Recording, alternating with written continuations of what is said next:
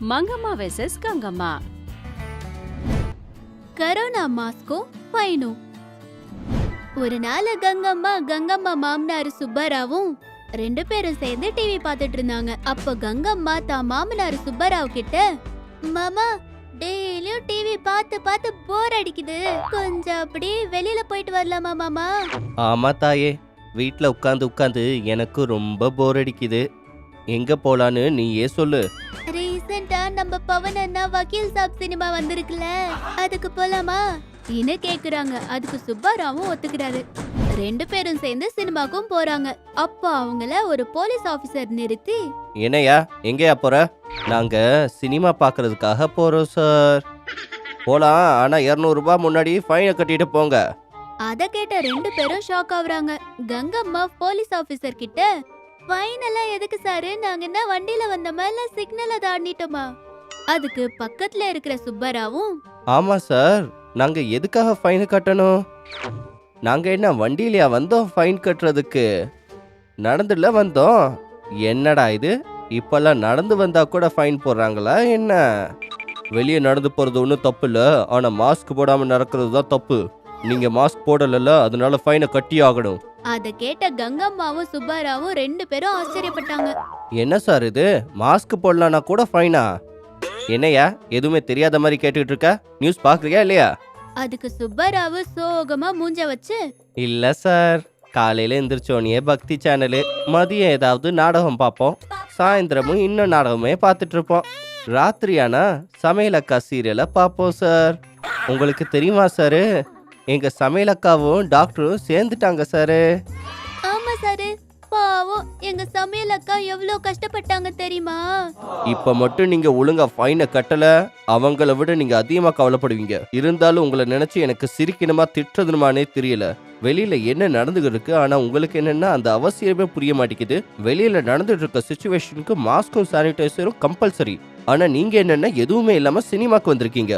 அது மட்டும் இல்லாம சமையல்காரங்க அது இதுன்னு கட்டுங்க ஃபைனை. கட்டிட்டு போய் வீட்டுல போய் மாஸ்க போட்டுடுவாங்க. அப்படி இல்ல வெளியவே வரக்கூடாது.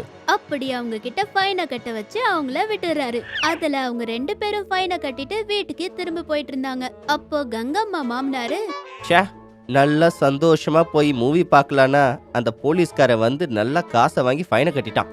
இன்னும் கவலைப்பட்டுட்டு இருந்தாரு. அப்போ கங்கம்மாவுக்கு ஒரு ஐடியா வருது. தான் மாமனார் கிட்ட, காசு போயிருச்சுன்னு கவலைப்படாதீங்க மாமா, எனக்கு காசு சம்பாதிக்கிற ஒரு நல்ல ஐடியா வந்திருக்கு. அது என்னம்மா? அப்போ கங்கம்மா சுப்பராவ் காதுல ஏதோ சொல்றாங்க. அத கேட்ட சுப்பராவு ரொம்ப சந்தோஷப்படுறாரு. உடனே ரெண்டு பேரும் மாஸ்க போட்டுக்கிட்டு போலீஸ் ட்ரெஸ் போடுறாங்க.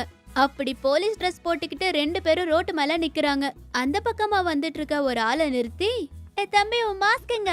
சாரி மேடம், மறந்துட்டேன். சாரினா விட்டுருவோமா என்ன? எடு எடு, காசு எடு, கட்டு. எவ்வளோ மேடம்? எவ்வளோவா? 1000 ரூபாடா. அத கேட்ட அவரு ஷாக் ஆகுறாரு. 1000 ரூபாயா?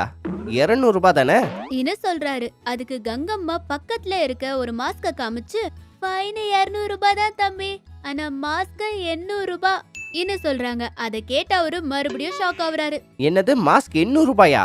இன்னு ஆச்சரியமா வாய பொழுந்து அவங்கள அப்படியே பாத்துட்டு இருப்பாரு. அப்போ கங்கம்மா அந்த ஆள் கிட்ட, என்னையா அப்படி பொழுந்திருக்க வாய?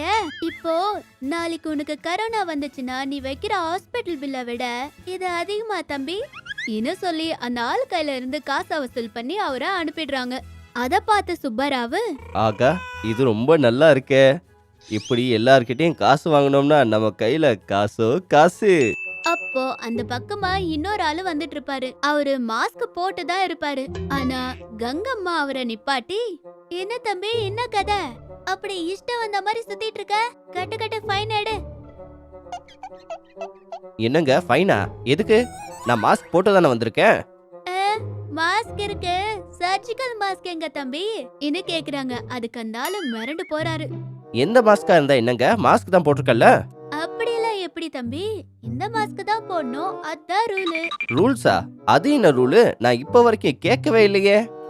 இந்த ரூல நேத்து தான் வச்சாங்க, விடு. நீ முதல்ல ஃபைனை கட்டு தம்பி. வேற வழி இல்லாம அந்த ஆளு ஃபைன் கட்டுறாரு. அத வாங்கிக்கிட்டு அவரை அனுப்புறாங்க. அப்படி அவங்க வரப்போற எல்லார்கிட்ட இருந்து காசை வசூல் பண்ணிட்டு இருந்தாங்க. ஒருவேளை மாஸ்க் போட்டிருந்தாலும் அந்த கலர் இல்ல இந்த கலர் தான் போடணும், இந்த டைப் மாஸ்க் கிடையாது அந்த டைப் மாஸ்க் தான் போடணும்னு வாய்க்கு வந்ததை சொல்லி காசை வசூல் பண்ணாங்க. அப்படி வீட்டுக்கு வந்து காசை எண்ணிக்கிட்டே ஒருத்தர் கிட்ட ஒருத்தர், ஆகா, என்ன அறிவு உனக்கு! உன் அறிவால இன்னைக்கு ஒரே நாள்ல இவ்ளோ காசு சம்பாதிச்சிட்டோம். இன்னும் புகழ்ந்துட்டு இருந்தாரு. அதுக்கு கங்கம்மாவா மஜாக்கா, நான் மாமனாரே இந்த விஷயத்த அத்தைக்கு சொல்லிடாதீங்க, தெரிஞ்சதுன்னு வைங்க அவ்வளவுதான் நம்ம கதை இன்னும் சொல்றாங்க. அதுக்கு சுப்பராவு, அட, நான் எதுக்கு இப்ப சொல்ல போறேன், நான் சொல்லவே மாட்டேன். நம்ம நாளைக்கு இதே மாதிரி போய் காசை சம்பாதிப்போம் இன்னும் சொல்றாரு. அப்படி அவங்க 2 பேரும் அடுத்த நாளும் போகணும்னு நல்லா பிளான் போடுறாங்க. அந்த பிளான பண்ணிட்டு 2 பேரும் போய் தூங்குறாங்க. அடுத்த நாள் 2 பேரும் தலைவலி ஜுரத்தால படுத்து கிடக்குறாங்க.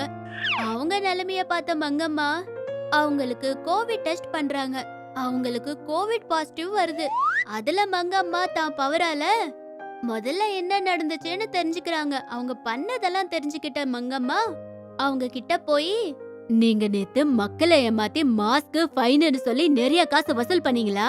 இன்னைக்கு உங்களை கரோனா வசூல் பண்ணுது, உங்களுக்கு கரோனா பாசிட்டிவ் வாங்க இன்னும் சொல்றாங்க. அதை கேட்ட 2 பேரும் மிரண்டுட்டாங்க.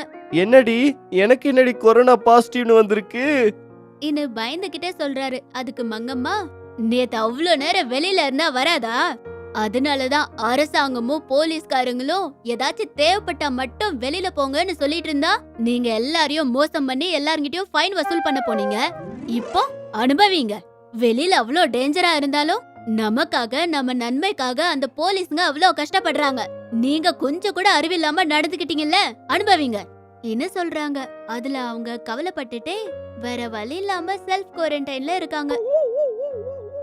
நீங்களும் வெளிய போகிறதுக்கு முன்னாடி கண்டிப்பா மாஸ்க போட்டுட்டு போங்க. சானிடைசர் எடுத்துட்டு போறதையும் மறந்துடாதீங்க. பாத்துக்கிட்டே இருங்க சாச்சா டிவி.